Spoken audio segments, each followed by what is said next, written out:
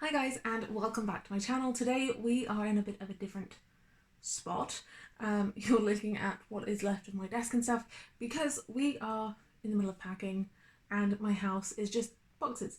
But that will be mentioned in a later video. Today we are going to be talking about all the books I read in February so I can pack them away. Let's jump into it.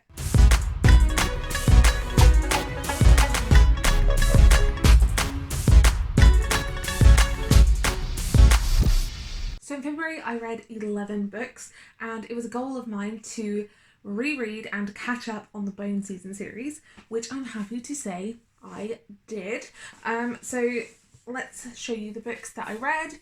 I read The Bone Season, which is the first book, The Mime Order, which is the second book. Oh, there we go. And then in between The Mime Order and The Song Rising, I read The Pale Dreamer. Don't recommend reading it after this book. Read it either before the Bone Season or after the Bone Season. But yeah, and then I read The Song Rising, which I think might be my favourite book of the series. Like, I will get to star ratings here in a second, but yeah. And then I read The Dawn Chorus, which I thought was beautiful. I adored some of the developments that happened in this. Even though it was short, it had my heart. Loved it. And then, of course, I read The Mask Falling. I'm not going to talk too much detail about each individual book because I did vlog me reading it. Non-spoilery. That's a hard word to say. But yeah, I did record me reading all these. This is a 5-star series. Samantha Shannon is incredible. I read Priory of the Orange Tree last year, and then I read The Bone Season a couple of years ago, but I never continued. And after reading Priory of the Orange Tree, I decided I was going to continue, and I waited until it was close to release. And I waited until I could like binge read and catch up on the series, and wow, so glad I did. All the books are 5 stars, barring The Pale Dreamer. I give that 3 stars, but it's probably more like a 4. I was just salty about some of the things that happened in some of the other books, and it made my opinions and feelings on that book and some of the characters in it maybe differ. But yeah, she is a genius. Don't know how she does it. I'm actually really sad to be packing these away because they would be going on my favourite shelf, and now I don't know when I'm going to have a favourite shelf again. But yeah, loved 5-star series. Highly encourage you to read it if you're thinking about it. It's so good, and I will be patiently waiting for book 5. She's a genius, so I'm gonna have patience. But I need to know what happens, because if you know, you know. Dropped everything, but so for a slightly different angle, sorry. So let's talk about the rest of the books I read this month. Let's just jump in with my non-fiction read. I read The Art of War by Sun Tzu. This was very intriguing. I wasn't sure how I'd feel about it, but I am again trying to read 12 books.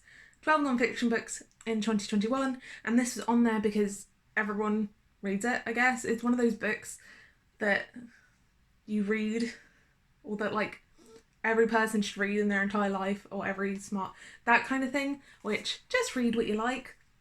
But I was intrigued, and I didn't realise my husband had a copy until we were going through some of his uni things, and it was a short read, so I decided I would read it. And I understand why it's so popular. People still read it. It like influences strategists. That makes sense. It is very insightful, and in all honesty, like, this could just be like a how to live your daily life, like what battles you fight, what fights you and arguments you want to get into. Yeah, so it's enjoyable. I liked it. I don't write non-fiction, but yeah, would recommend reading it. It was surprisingly insightful. And now let's get into books that weren't written by Samantha Shannon. I've got 4 more, and let's start with my first audiobook read, and that was The Essex Serpent by Sarah Perry. I have had this on my TBR for a very, very long time, and I tried to read it and I just couldn't get into it physically, so I picked up the audiobook and it was enjoyable. I gave this 3 stars. And in this, we're following a lady named Cora who has just been widowed, and she goes out to the countryside to live her most authentic life with her best friend and her son, and she makes a random very strange, unique friendship and acquaintance with the Reverend, or I don't think he's called a Reverend, Vicar, same thing, right? Called William Ransom, and they strike up an unlikely friendship. That was interesting. They try to find this creature, new species called the Essex Serpent, which has the village all up in a heap and hype and scared that this evil thing is going to kill people.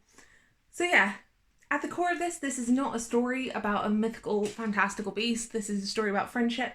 And while I did enjoy Cora's friendship with William and some of the relationship between her and the family and his family, by the end of it, I just thought, you know, they're okay. I did love some other relationships. You fell over.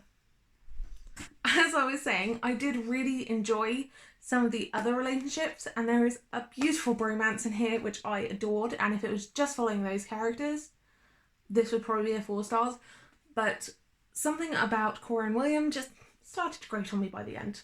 But yeah, I'm glad I read it. I'm happy I read it.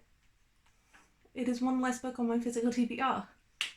Another historical fiction book I read this month was The Muse by Jessie Burton. I didn't know what this was about. This was a Secret Santa gift to me, and I thought it might have some like mystical elements. It didn't. It is pure historical fiction, but that is not a bad thing. I adored this book. I listened to it on audio, and wow, it was very good. This is a dual timeline story where the story eventually intersects, and it was amazing. So in this, we're following Odell as she takes a job at the Skeleton Gallery, which is an art gallery in London, and she works for this lady named Marjorie. Yeah, I was going to say Marjorie, but then I got scared it was wrong.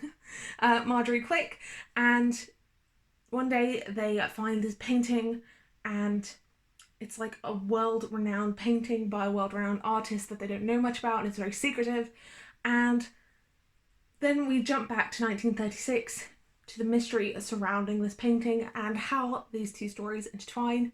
I adored this book. This was a solid 4 stars for me.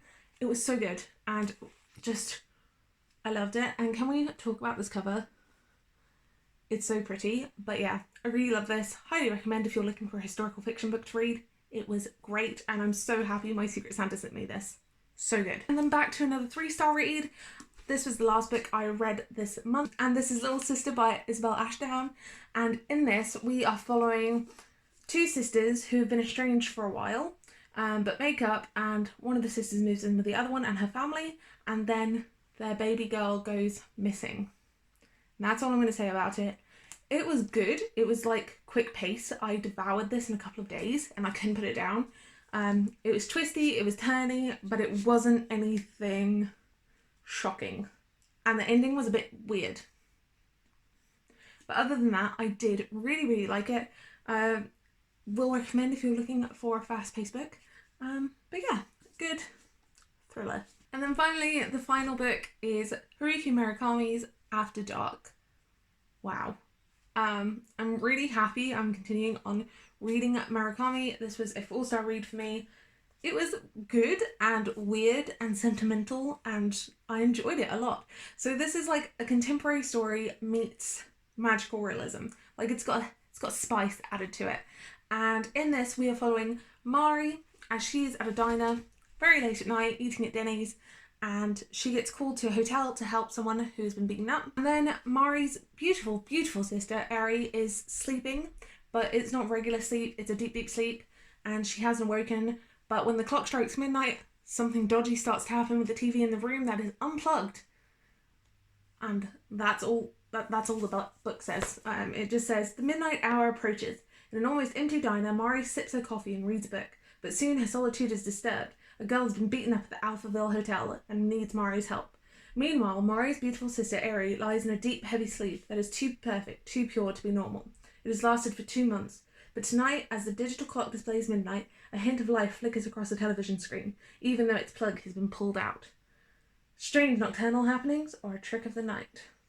It was good. I highly recommend if you're looking for something weird and sentimental. I enjoyed this so much, and I need to read more. My next Murakami will be Kafka on the Shore. But yeah, slowly but surely I am making my way through his backlist. I think after Kafka on the Shore, I will pick up Norwegian Wood. But yeah, I'm just enjoying it. He makes me happy. He's weird. Sometimes he describes boobs too much, but other than that, he's good. Right, so that is it. Sorry for the weird location. Hopefully next month we will be maybe in a better location. I don't know. Like, if you've ever bought a house in the UK, you know how kind of stressful and time consuming and ever extending it can be. But yeah, that's it for today, guys. Those are the books I read in February. Tell me down below what was your favourite book you read this month, and I will see you soon in another video. Bye, guys.